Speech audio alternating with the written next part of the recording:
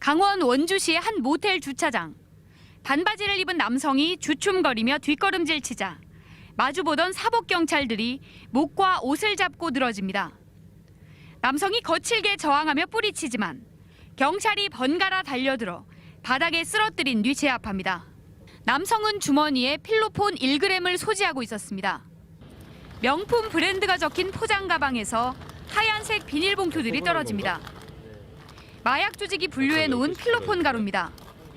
50개, 40개. 소분 작업한 거네. 그럼 통으로 다 담고 일단. 이들은 야산에 땅을 파고 마약이 담긴 검은 봉지를 묻은 뒤 가상자산으로 대금을 받으면 화살표가 그려진 사진 등을 SNS로 보내 위치를 알려주었습니다. 마약 판매자들은 이처럼 사람의 발길이 뜸한 산이나 외곽 지역의 마약을 숨겨두고 SNS로 위치만 알려주는 이른바 던지기 수법을 사용했습니다. 이렇게 지난해 강원경찰청에서만 잡힌 마약 사범이 131명이나 됩니다. 이 중 60%가 SNS에 능숙한 20, 30대로 마약 은어를 사용해 마약을 사고 팔아왔습니다.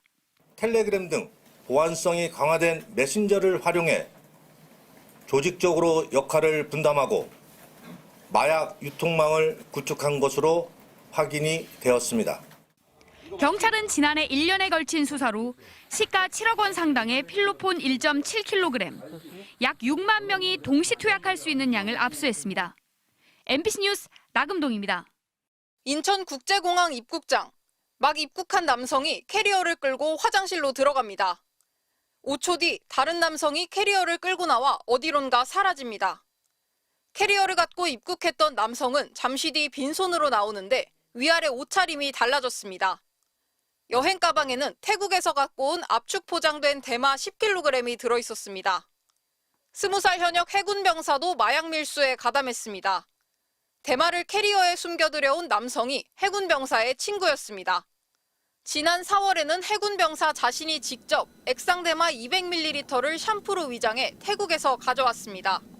휴가 기간을 이용해 자유롭게 해외를 오갔습니다.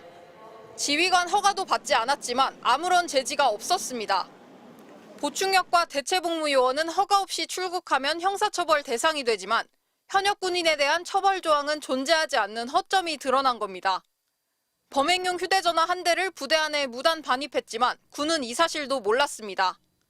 경찰은 국내에 마약을 몰래 들여와 판매한 일당 48명을 붙잡았습니다.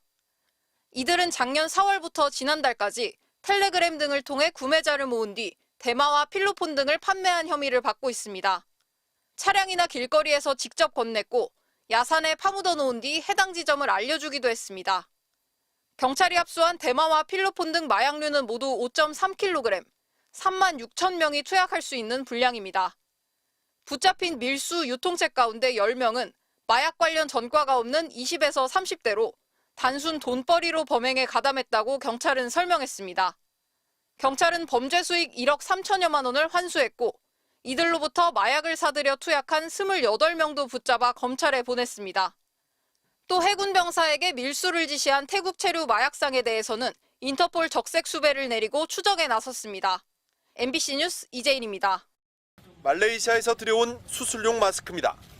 마스크 천을 갈랐더니 수상한 천 조각이 나옵니다. 시약에 넣으니 파란색으로 바뀝니다. 액체 필로폰을 천에 적신 뒤 마스크 필터처럼 위장한 겁니다. 이 마약은 재봉실 심지에 숨겨왔습니다. 재봉실에 숨겨왔다 적발된 것 이번이 처음입니다. 라오스에서 수입된 5리터짜리 아보카도 오일. 평범한 오일처럼 보이지만 필로폰을 녹여 액체로 만든 겁니다. 무려 17만 명이 투약할 수 있는 양입니다. 액체다 보니 엑스레이 검사만으로는 적발도 쉽지 않습니다.